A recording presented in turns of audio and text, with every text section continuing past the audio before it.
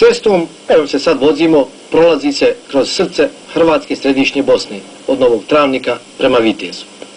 I pogled kroz kameru uz samu cestu svjedoči kakav se ovdje krvavi rat vodio proteklih mjeseci. U Vitezu smo sada. I danas miran dan. Ljudi na ulici kao nekada. A ovim ulicama do prije 20 dana išli su samo najodvažniji. Danas, evo vidite. Ljude smo pitali što misle o svemu onom što je dogovoreno i potpisano u Washingtonu. Još uvijek je neriješeno. Ali nadamo se da je pri kraju i da će ovo biti hrvatski prostor za koje smo se borili i ja mislim da smo uspjeli. Održati se, to je bilo stvarno, to je za pohvalu. Hrvatska središnja Bosna podnijela je najviše ratnog tereta. O tome je u svojoj prvoj posjeti središnjoj Bosni govorio i prvi čovjek izvršnog odbora HDZ-a Bosne i Hercegovine, Pero Marković. Molim vas, zajedništvo Hrvata je najjače oružje ovdje.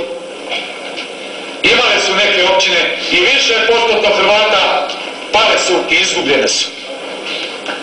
Trebalo je na vrijeme znat procijeniti, dignuti se na oružje.